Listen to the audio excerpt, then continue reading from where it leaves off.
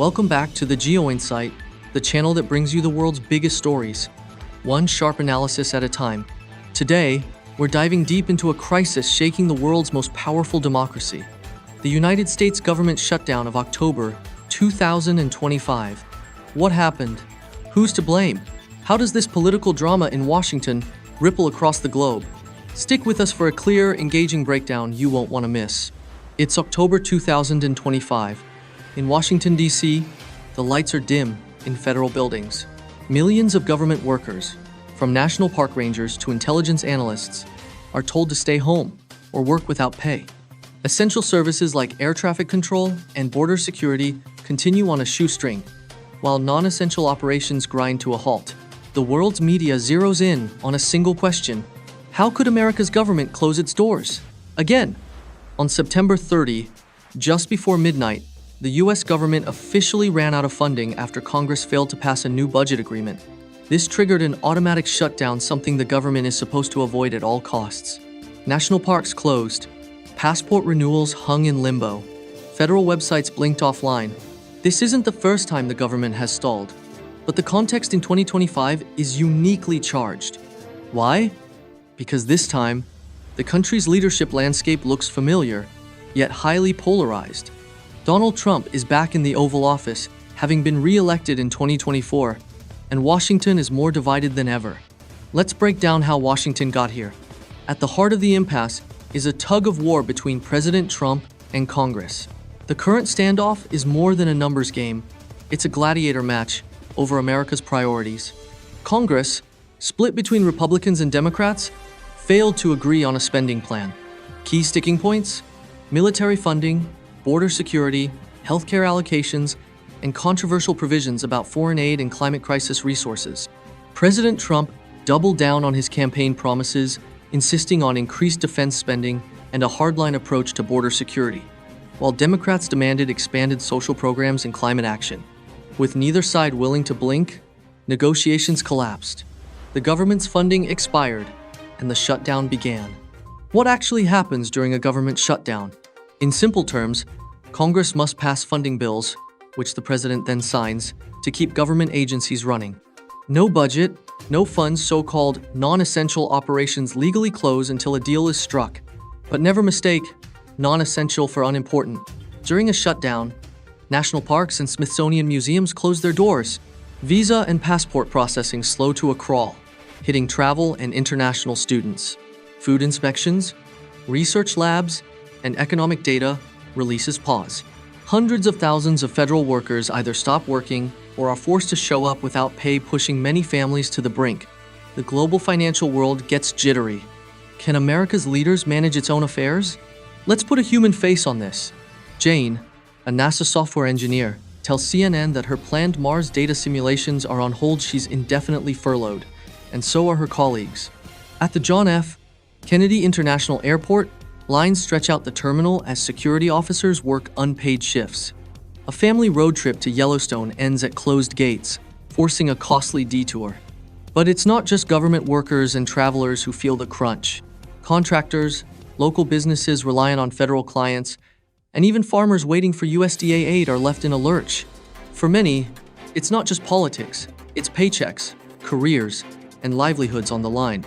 Every shutdown has backroom dramas, and this one is packed with intrigue. President Trump has used the shutdown to rally his base, painting the crisis as a test of resolve against what he calls wasteful government spending and soft opposition from Democrats. His live speeches, alongside media allies, hammer home a message: this is about putting America first, even if it means a standoff. On the other side, Democratic leaders accuse Trump of holding ordinary Americans hostage for political wins. They highlight the dangers to public safety, criticize what they call negotiating with people's futures, and accuse the administration of manufacturing crisis for electoral gain. Both sides blame each other, and each believes it has public opinion on its side. The Senate and House scramble for interim deals, temporary options called continuing resolutions. But by the third day, no solution is in sight. It's tempting to see the shutdown as a purely American mess, but in today's interconnected world, it sends shockwaves far beyond U.S. shores.